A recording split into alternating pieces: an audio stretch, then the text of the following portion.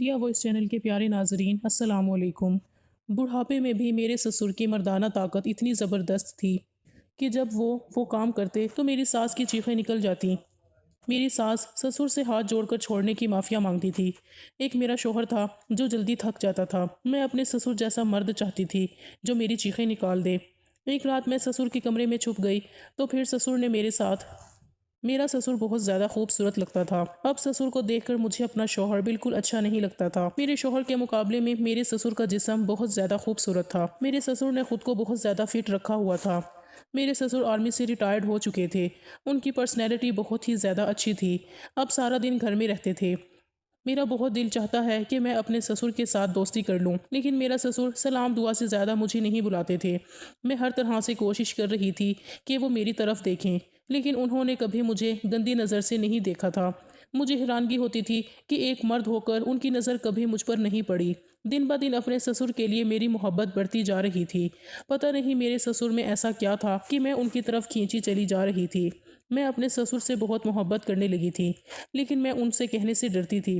वो बहुत ज़्यादा गुस्से वाले लगते तो नहीं थे, लेकिन फिर भी मुझे उनसे बहुत डर लगता था। फिर एक दिन मुझे अपने ससुर से बात करने का मौका मिल गया। मेरे शौहर अपने काम पर जा चुके थे। मेरी सास भी बाजार को सामान लेने चली गई थी। अब मैं और मेरे ससुर घर में अकेले थे। मेरा ससुर अपने कमरे में अकेला लेटा हुआ था। मैं जल्दी से टाइम ज़ाया किए बगैर अपने कमरे से निकली और अपने ससुर के कमरे की तरफ चल दी। मेरा ससुर कोई फिल्म देख रहा था। टीवी की आवाज़ कमरे से बाहर आ रही थी। जैसे ही मैं ससुर के कमरे में पहुंची, मैंने दरवाजे पर जोर जोर से दस्तक दी। मुझे ऐसा लग रहा था जैसे दरवाजे के अंदर से कुंडी लगी हो। कुछ देर के बाद मेरे ससुर ने दरवाज़ा खोल दिया और मुझे देखकर हैरान रह गए। मुझे देखकर मुस्कुराने लगे और कहने लगे, बाहर क्यों खड़ी हो बेटा, अंदर आ जाओ। मैं भी उनकी तरफ देखकर मुस्कुराने लगी और पीछे पीछे उनके कमरे में चली गई। पहले की तरह आज भी मेरा ससुर बहुत ज़्यादा खूबसूरत लग रहा था। मैं बार बार अपने ससुर को देखने की कोशिश कर रही थी। मेरे ससुर ने कमरे का दरवाज़ा फिर से बंद कर दिया था और वो टीवी देखने में मसरूफ़ हो गए। मैं भी एक सोफे पर बैठ गई। काफ़ी देर खामोश रहने के बाद ससुर मुझसे कहने लगा, बताओ क्या बात है, तुम मुझे कुछ परेशान लग रही हो। पहले तो मैं कुछ देर खामोश रही, फिर मैं अपने ससुर से कहने लगी, मुझे आपसे ज़रूरी बात करनी है। मेरे ससुर उठकर बैठ गए और मेरी बात को गौर से सुनने लगे। उन्होंने रिमोट उठाया और टीवी को बंद कर दिया। अब मेरे ससुर की शायद तवज्जो मुझ पर थी। मेरा ससुर बहुत हैरान हो रहे थे। ऐसी कौन सी बात है जिसकी वजह से मैं उनके कमरे में आ गई। पहले तो मैं ऐसी बात करने से घबरा रही थी, लेकिन फिर मैंने अपने ससुर को सब कुछ सच सच बताना शुरू कर दिया। वो मेरी बातों को बहुत दिलचस्पी के साथ सुन रहे थे। मैंने उन्हें बताया, मेरा शौहर मुझे ठीक से वक्त नहीं देता और ना ही मेरी ख्वाहिशात को पूरा करता है। ऐसी ख्वाहिश जो हर औरत शादी के बाद चाहती है। और रात को भी मेरे साथ कुछ नहीं करता। जैसे ही काम से आता है आकर सो जाता है। मैं इस तरह से उसके साथ ज़िंदगी बसर नहीं कर सकती। मेरे अंदर की आग को उसने कभी नहीं दबाया और वो मेरी ज़रूरियात को भी ठीक तरह से पूरा नहीं करता। उसे मेरी बिल्कुल भी परवाह नहीं है। उसे मेरी खुशी से कोई मतलब नहीं। मुझे मेरा शौहर बिल्कुल ठीक नहीं लगता और ना ही वो मेरे साथ अज़दवाजी ताल्लुकात ठीक तरह से निभा रहा है। कभी कभार तो मुझे ऐसा लगता है जैसे वो शादी के काबिल ही नहीं था। मेरा ससुर मेरी बातों को बहुत गौर से सुन रहा था। मुझे पता ही नहीं चला मैं बहुत ज़्यादा बोल रही थी। मेरा ससुर मेरी तरफ बहुत प्यार भरे अंदाज से देख रहा था।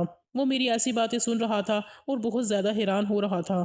उससे अपनी बेटी की इन हरकतों पर बहुत शर्म आ रही थी। मेरा ससुर मेरी तरफ प्यार से देखने लगा और फिर वो मुझे कहने लगा, मुझे तो इस बात के बारे में बिल्कुल अंदाज़ा नहीं था और ना ही मुझे कभी किसी ने बताया था। तुमने भी तो पहले कभी इस बारे में जिक्र नहीं किया था। तुम्हारी सास ने भी कभी मुझे इस बात के बारे में नहीं बताया था। आज पहली मर्तबा मैं ये बात तुमसे सुन रहा हूँ।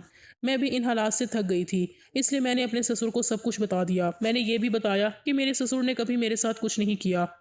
मसला सिर्फ इस बात का नहीं था कि वो मेरी ख्वाहिश पूरी नहीं कर सकता। मसला तो ये था, जब मैं उससे अपनी ख्वाहिश को पूरा करने का कहती तो मुझे आगे से बहुत ज़्यादा डांटता था।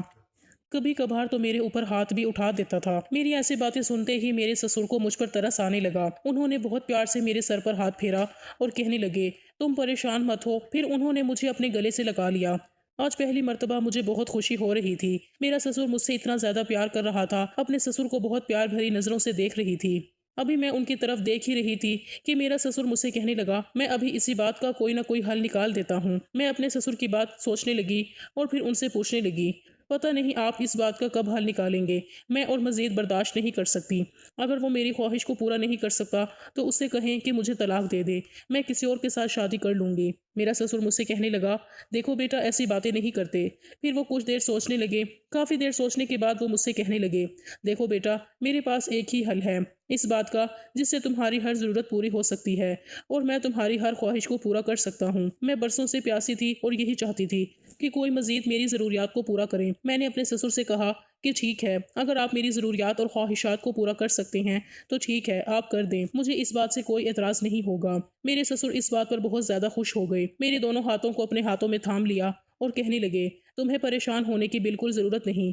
मैं हूं ना तुम्हारी हर ख्वाहिश पूरी करने के लिए। मैं बरसों से ही अपने ससुर से दोस्ती करना चाहती थी और मैं आज अपने मकसद में बिल्कुल कामयाब हो चुकी थी। मेरे ससुर मुझसे कहने लगे, देखो, ये बात बहुत ज़्यादा बुरी है। इस बात के बारे में तुम कभी किसी से जिक्र मत करना और बात तुम्हारे और मेरे दरमियान रहनी चाहिए, वरना तुम्हें और मुझे बहुत ज़्यादा जिल्लत का सामना करना पड़ेगा। मैंने अपने ससुर से वादा किया कि मैं ये बात किसी से कभी नहीं कहूँगी और ना ही इस बात के बारे में मैं किसी को कुछ पता चलने दूंगी। मेरे ससुर को मुझ पर एतमाद हो चुका था। वो मुझ पर एकदम से टूट पड़े। ऐसा लग रहा था जैसे वो भी बरसों के प्यासे हों। मुझे अपने ससुर पर बिल्कुल यकीन नहीं आ रहा था कि वो इस उम्र में भी इतना अच्छा काम कर सकेंगे। मेरे ससुर मेरी हर तरह से ख्वाहिशात को पूरा कर रहे थे। वो मेरी मर्जी के मुताबिक सब कुछ कर रहे थे। जैसे मैं कहती वो वैसे ही करते जा रहे थे। मेरे ससुर ने आखिरी दम तक मेरा साथ दिया, यहाँ तक कि अब मेरी हर ख्वाहिश पूरी हो चुकी थी। मेरे ससुर ने मेरी सोच से बढ़कर सब काम कर दिया था। मैं अपने ससुर से कह रही थी, बस मुझे अब और नहीं चाहिए। मेरे ससुर ने भी बिल्कुल जिद नहीं की और कहा, ठीक है, अगर तुम कहती हो तो मैं बस कर देता हूँ। मुझे बहुत ज़्यादा खुशी मिल चुकी थी। ज़िंदगी में पहली बार मैं आज बहुत ज़्यादा खुश थी। मुझे बहुत ज़्यादा सुकून मिल गया था। मैंने अपने ससुर का बहुत ज़्यादा शुक्रिया अदा किया। आज मैं अपने ससुर की वजह से बहुत ज़्यादा खुश थी। मेरे ससुर भी मेरे साथ बहुत ज़्यादा फ्रैंक हो चुके थे। अब जब कभी भी मुझे किसी भी चीज़ की ज़रूरत होती, मैं अपने ससुर के कमरे में चली जाती थी और वो मेरी हर ख्वाहिश और ज़रूरियात को पूरा कर दिया करते थे। मेरी सारी परेशानियां अब मुझसे बहुत ज़्यादा दूर जा चुकी थीं।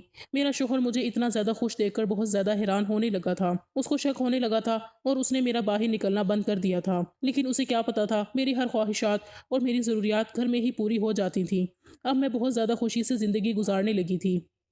उस दिन रात के 12 बज रहे थे। मेरा शोहर कहीं बाहर गया हुआ था। मुझे कमरे में अकेले नींद नहीं आ रही थी, क्योंकि एक तो मैं अकेली थी, ऊपर से मेरे दिमाग में मेरे ससुर और सास के अजीब कारनामे घूम रहे थे।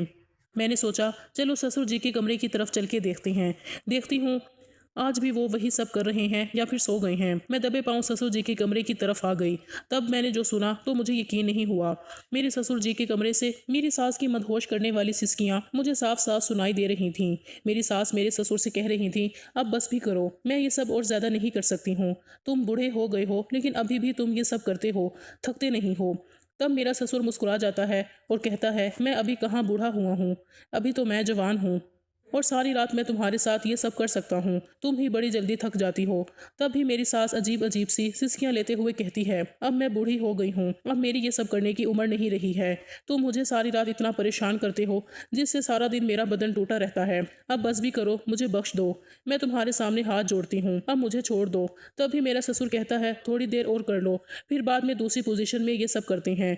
मेरी सास ससुर की ये बातें सुनकर मेरे दिल में कुछ कुछ होने लगा था, लेकिन मैं बदनसीब थी, क्योंकि मेरे शोहर की मर्दाना ताकत बहुत कमज़ोर थी।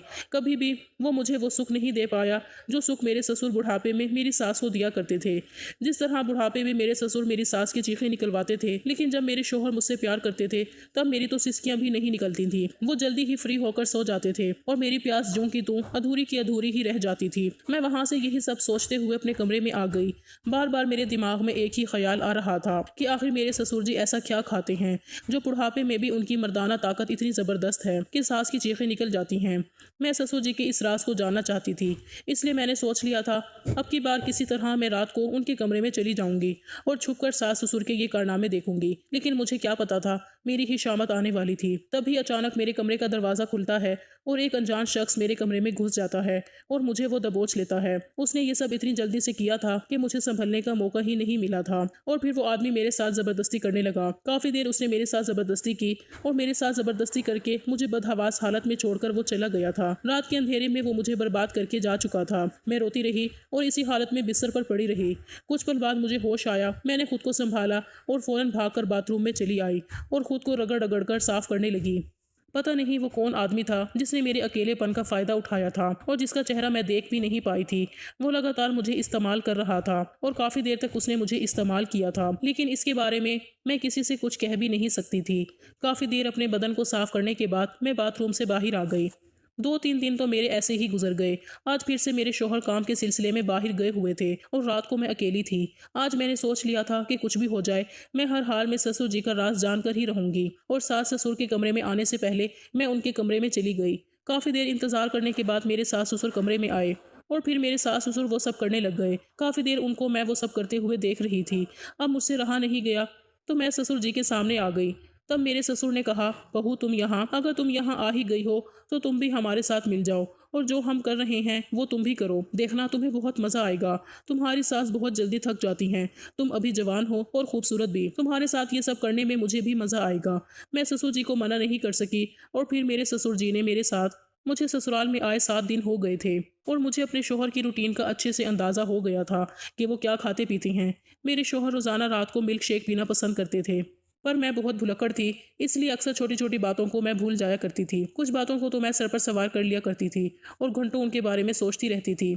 3-4 दिन से मेरे शोहर मुझे इस बात को याद करवा रहे थे कि रोजाना रात को मुझे मिल्क शेक पीने की आदत है, इसलिए तुम बिना कहे रोज रात को मेरे लिए मिल्क शेक का गिलास कमरे में ले आया करो, रोज रोज तुम्हें मुझे याद दिलाना ना पड़े। आज फिर मैं उनकी इस बात को भूल गई थी और जब वो कमरे में आकर मेरे पास खड़े हुए तो उन्होंने मुझसे गुस्से से यही बात पूछी थी कि मिल्क शेक का गिलास कहाँ है। मैं एकदम से हड़बड़ा गई और फौरन अपनी जगह से उठकर जब किचन में आई तो मेरी सास अपने कमरे में जा चुकी थी। जब मैं मिल्क शेक बनाकर वापस आ रही थी तो ये देखकर सहम गई, क्योंकि मेरे ससुर के कमरे से मेरी सास की मदहोश कर देने वाली सिसकियों की आवाज़ें आ रही थीं।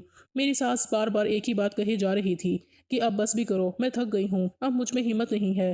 तुम तो बहुत ताकतवर हो मगर मैं कमज़ोर हूँ। तभी मेरे ससुर की गुस्से भरी आवाज़ सुनाई दी।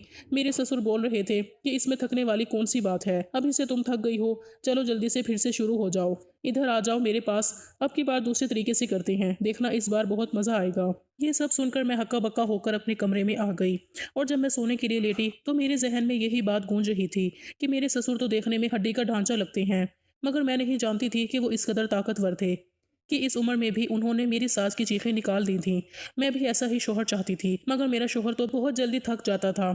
मैं इसी बारे में सोचते सोचते सो गई थी।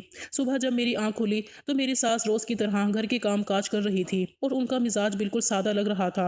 उन्हें देखकर लगता ही नहीं था कि वो पूरी रात वो सब कर रही थीं। आज दिन को जब मेरे ससुर घर में आए तो फौरन ही ससुर जी ने मेरी सास को कमरे में बुला लिया था। मैं अब खाना बना चुकी थी। मैं अपने सास को खाने के लिए बुलाने के लिए उनके कमरे के पास गई तो जैसे ही मैं दरवाजे के पास पहुंची तो ये सब देखकर मैं हक्का बक्का रह गई थी कि रात वाला मंजर फिर से।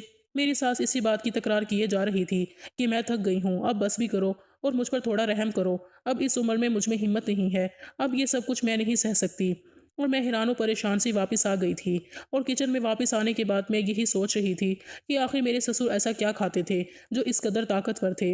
आधे घंटे के बाद मैं दोबारा से उनके कमरे में गई और दोबारा से वही सब आवाज़ें आ रही थीं। अब तो मेरे पसीने छूट गए थे और मैं ये सब सोचने पर मजबूर हो गई थी कि न जाने ऐसी कौन सी चीज़ का वो इस्तेमाल करते हैं जिसकी वजह से वो इतनी देर तक एक ही काम किए जा रहे थे और उन्हें थकने का एहसास तक भी नहीं हो रहा था। अब मैं दिल ही दिल में ये जानना चाहती थी कि मेरी सास उन्हें ऐसा क्या देती थी कि वो इतनी देर तक थकते नहीं थे।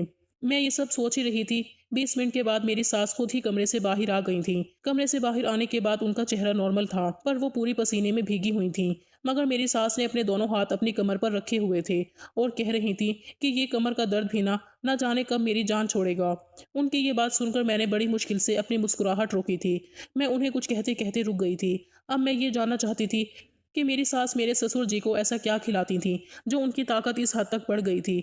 उन पर नज़र रखने के बावजूद भी मैं इस चीज़ तक नहीं पहुंच सकी थी, क्योंकि मेरा सारा ध्यान हर वक्त उनकी तरफ ही होता था। मेरे शोहर अपने बाप से बहुत अलग थे, बहुत जल्दी थक जाते थे, सोने के लिए लेट जाते थे और अक्सर मैं आधी रात तक जागती रहती थी। हर बार मैं प्यासी ही रह जाती थी, इसलिए मैं अपने शोहर के प्यार के लिए तरसती रहती थी। तभी मेरा ध्यान अपने सास ससुर के कमरे की तरफ चला जाता था कि एक वो भी तो थे जो इस बुढ़ापे में भी जिंदगी के भरपूर मजे ले रहे थे। मेरे शोहर आज की रात भी मेरे हिसाब से जल्दी सो गए थे, मगर मेरे जज्बात बुरी तरह से मचल रहे थे। मेरी ख्वाहिशें अभी भी अधूरी थी। मैं अपने शोहर की तरफ से उदास होकर सोच रही थी कि काश मेरे शोहर भी मेरे ससुर की तरह ताकतवर मर्द होते तो आज मैं भी जिंदगी को भरपूर तरीके से जी रही होती। तब मेरे जहन में मेरी सास की आवाज़ें आने लगीं तो मेरा रोम रोम खिल उठता जब वो ससुर जी को कहती थी कि अब बस भी कर दो, अब छोड़ भी दो, मेरी बस हो गई है। और ये बात याद आते ही मेरे दिल के सागर में जोर जोर से लहरें उठने लग जाती थीं। तभी मेरे दिमाग में ये ख्याल आया कि क्यों ना मैं उनके कमरे में झांक कर देखूं कि वो दोनों ऐसा क्या करते हैं और मेरे ससुर ऐसा क्या खाते हैं जो उनकी ताकत तूफान तक पहुंची हुई है। अपनी सास की निगरानी करने पर मुझे कुछ नहीं मिला था। तब मैं सोचती थी कि यकीनन वो चीज़ उन्होंने अपने कमरे में छुपा कर रखी होगी और मैं वो चीज़ देखना चाहती थी। उस वक्त मेरा दिल उन दोनों को देखने के लिए मचलने लगा था कि वो दोनों क्या कर रहे होंगे। तब भी मैं अपनी जगह से उठी और सास ससुर के कमरे के बाहर आ गई। उनके कमरे की लाइट अभी भी जल रही थी। इसका मतलब था कि वो दोनों अभी तक जाग रहे थे। तभी खिड़की के बाहर से उनकी फिर से आवाज़ें आने लगीं। मेरी सास लगातार मेरे ससुर से कह रही थी कि तुम इस उम्र में भी मुझे नहीं छोड़ रहे हो, जानते हो कि अब मुझ में इतना दम नहीं रहा है। और मेरे ससुर का कहना था कि बस थोड़ी देर और बर्दाश्त कर लो, मैं फिर तुम्हें तंग नहीं करूंगा। और मेरी सास फिर थोड़ी देर के लिए खामोश हो गई। मैंने खिड़की से झांक कर अंदर देखने की कोशिश की, मगर खिड़की के आगे उन्होंने पर्दा लगा रखा था, इसलिए सिर्फ आवाज़ ही बाहर आ रही थी। बाहर से कुछ भी दिखाई नहीं दे रहा था। ये देखकर मेरा दिल मायूस हो गया था और मैं बुझे दिल से अपने कमरे में वापस आ गई। जैसे ही मैं अपने बिस्तर पर आकर लेटी तो मेरे शोहर अजीब से अंदाज में बोले, ये तुम इस वक्त कहाँ से आ रही हो। उनका अंदाज मुझे हैरान कर गया था। मैंने एकदम उन्हें पलट कर देखा। मेरे शोहर अपनी जगह से उठकर बैठ गए और मुझे अजीब सी नज़रों से घूरते हुए बोले कि तुम क्या समझ रही थी। उनका अंदाज मुझे हैरान परेशान कर गया था। मेरे शोहर बोले, सच सच बताओ, कहाँ पर गई थी तुम। मैं इस सब से हड़बड़ाकर रह गई थी और कहने लगी कि मेरी तबीयत खराब थी, मेरा दिमाग फट रहा था, इसलिए मैं बाहर सहन में चली गई थी और इसमें क्या बुराई है। मैं कांपते लहजे में बोली तो एक पल के लिए मेरे शोहर चुप हो गए और फिर थोड़े नरम होकर बोले कि तुम्हें किसने कहा है कि आधी रात को कमरे से बाहर निकलकर सहन में जाने की। अगर आगे से तबीयत खराब हो तो मुझे जगा दिया करना और आइंदा से अकेली कभी भी यूं रात को कमरे से बाहर जाने की ज़रूरत नहीं है। ये कहकर वो फिर से नींद की वादियों में खो गए थे, ये जाने बिना कि मेरे दिल में क्या तूफान मचल रहा था। मैं उनके साथ के लिए तरस रही थी। वो समझने को तैयार नहीं थे कि मैं अभी भी प्यासी हूँ, इसलिए यूं रातों को नींद नहीं आती है। हाय अल्लाह, मेरी फूटी किस्मत। मगर मैं कर भी क्या सकती थी। मुझ में खुद से उनके पास जाने की हिम्मत भी नहीं थी और न जाने कब मैं नींद की आगोश में चली गई। मैं अब दिन रात उनकी यही आवाज़ें सुनती रहती थी जो मेरे अंदर आग पैदा करती थीं और मुझे भी किसी ऐसे मर्द की तलाश थी जो मेरी चीखें निकाल कर रख दे। और मैं सोचती थी कि आखिर देखूं तो सही कि मेरे ससुर आखिर ऐसा क्या करते थे जिससे सास की चीखें निकल जाया करती थीं। एक दिन मेरे शौहर ने बताया कि वो 4 दिन के लिए शहर से बाहर जा रहे हैं और अब वो घर वापस 4 दिन के बाद ही आएंगे। जब उन्होंने मुझे ये बात बताई तो मेरे दिमाग में एक अच्छा सा ख्याल आया और मैं सोचने लगी कि क्यों ना मैं इस ख्याल पर अमल करूं। मैं इस बारे में जान सकती हूँ कि बंद कमरे में आखिर सास के साथ क्या होता है। मेरे सास ससुर शाम को खाने के बाद गार्डन में टहल रहे थे और साथ एक दूसरे से बातें भी कर रहे थे। मैं उन दोनों को देखकर हैरान रह गई थी। इतना वक्त एक साथ गुजारने के बाद भी इस उम्र में भी इन दोनों में इतनी मोहब्बत थी और छोटी मोटी सभी बातें वो एक दूसरे से करते थे। मेरी ज़िंदगी उन दोनों से काफ़ी अलग थी। ये लोग उम्र के इस हिस्से में पहुंच जाने के बावजूद भी अभी तक ज़िंदगी को भरपूर तरीके से जी रहे थे और हम दोनों थे जो जल्दी ही फ्री होकर सो जाते थे। उस दिन मैंने जल्दी जल्दी अपने सारे काम ख़त्म किए और फिर अपनी सास के कमरे में जाकर छुप गई। मैं ऐसी जगह पर बैठी थी जहाँ से मैं तो उन दोनों को देख सकती थी मगर वो दोनों मुझे नहीं देख सकते थे। और फिर रात को वो दोनों कमरे में दाखिल हुए। मुझे नींद आ रही थी मगर दोनों को देखने की जुस्तजू में मैंने अपनी नींद की कुर्बानी दे दी थी। बहुत देर इंतजार करने के बाद आखिरकार मेरा इंतजार खत्म हुआ और फिर जो मंजर मेरी आंखों ने देखा, मेरा पूरा जिस्म पसीने में भीग गया था। मेरे ससुर जी मेरी सास को जोर जोर से, मेरा नाम महक है। मेरे खानदान में मेरे माँ बाप के अलावा मेरा एक छोटा भाई था। मेरे माँ बाप भाई से ज़्यादा मुझसे मोहब्बत करते थे। वो मेरी हर फरमाइश और ज़िद को पूरा करते थे। मैं बचपन से ही खुददार और ज़िद्दी किस्म की लड़की थी। उस वक्त मैं कॉलेज में पढ़ती थी जब मेरी अनम नाम की लड़की के साथ दोस्ती हो गई थी। वो बहुत अच्छी लड़की थी। वो मुझसे बहुत प्यार करती थी। मुझे उसकी सबसे अच्छी बात यह लगती थी कि वो अच्छी शख्सियत की मालिक थी और जब वो मेरे हुस्न की खूबसूरती की तारीफ़ करती तो ये देखकर मैं खुशी से झूम उठती थी। कॉलेज में तरह तरह के लड़के लड़कियां थीं और हमें बहुत से नज़ारे देखने को मिलते थे जिनमें कुछ ऐसे भी होते थे जो मुझको नज़रें चुराने पर मजबूर कर देते थे। ज़्यादातर लड़कियों के बॉयफ्रेंड्स थे और जब वो लड़कियां अपने बॉयफ्रेंड्स के साथ झाड़ियों के पीछे वो सब करती थी, एक दूसरे के हाथों में हाथ डालकर घूमती थी, तो ये देखकर मेरे जज्बात भी उभरने लगते थे। और मैं भी उन लड़कियों को देखकर दिल में सोचती थी कि देखने में तो वो लड़कियां बिल्कुल मामूली शक्ल सूरत की थीं मगर उनके बॉयफ्रेंड्स उनसे कितनी मोहब्बत करते थे। मैं भी किसी से कम नहीं थी। मुझसे भी कई लड़कों ने अपने प्यार का इजहार किया था मगर मैं किसी को घास नहीं डालती थी। मेरे माँ बाप ने मुझे बहुत ज़्यादा लाड प्यार देने के बावजूद भी मुझे इन सब मामले में आज़ादी नहीं दी थी। उन्हें लड़कियों का लड़के से दोस्ती करना, बातचीत करना बहुत बुरा लगता था। हमारे मोहल्ले में ये बात आम थी मगर इसके बावजूद भी मेरे माँ बाप ये सब देखकर गुस्सा करते थे। मेरी क्लास में एक लड़का था जो मुझ पर बुरी तरह से मरता था। वो मेरे आगे पीछे फिरता रहता था, मुझसे बात करने के बहाने ढूंढता फिरता था, मगर मैं उसकी शक्ल तक नहीं देखती थी। और मुझे ऐसे लोग बिल्कुल भी पसंद नहीं थे। पिछले काफ़ी दिनों से मुझे बुखार था और जिस वजह से मैं कॉलेज भी नहीं जा रही थी। मेरी गैर मौजूदगी की वजह से परेशान होकर वो लड़का घर तक चला आया, तो ये बात मेरे माँ बाप को बहुत बुरी लगी थी। जब मैं ठीक होकर कॉलेज गई तो उस लड़के ने मुझे रोक लिया और अपने प्यार का इजहार करने लगा। वो मुझसे कहने लगा, महक मैं तुम्हें बहुत चाहता हूँ। जब मैंने उसे मना कर दिया तो उसने मेरा हाथ पकड़ लिया। उसका हाथ पकड़ना मुझे अच्छा नहीं लगा और मैंने उसे एक कसकर थप्पड़ मार दिया और मैं वहाँ से घर को आ गई। अब वो लड़का रोज़ मेरे घर के पास घूमता रहता था, मुझसे बात करने की कोशिश करता रहता था, पर मैं उससे बात नहीं करती थी। 2 दिन उसने बहुत ज़िद की कि बस एक बार मुझसे बात कर लो। उसने मुझे मिलने को बुलाया था। जब मैं वहाँ गई तो उसने फिर से मुझसे अपने प्यार का इजहार किया। मैं उसे मना करती रही, पर मेरी बदकिस्मती थी कि उस पार्क में मेरे पापा भी थे। जब पापा ने मुझे इस हालत में देखा तो बौखला गए और मेरे पास आकर उस लड़के को मारने लगे और मुझे अपने घर ले आए। घर आकर पापा ने मुझे भी थप्पड़ मारे थे और मेरी पढ़ाई छुड़वाकर मेरी शादी कर दी। और आज मैं सास के कमरे में राज जानने के लिए छुपी हुई थी और सोच रही थी कि मेरे ससुर अपनी बीवी से प्यार जताते हैं और उन्हें बहुत खुश रखते हैं, जबकि मेरे शोहर इस हद तक मुझे खुश नहीं कर पाते थे। इसलिए मैं ये राज जानना चाहती थी कि आखिर वो ऐसी कौन सी चीज़ का इस्तेमाल करते थे जिसकी वजह से उनकी ताकत इतनी बढ़ गई थी और सास की चीखें निकल जाती हैं। मैं चाहती थी कि मैं भी अपने शोहर से वही चीज़ इस्तेमाल करवाऊं।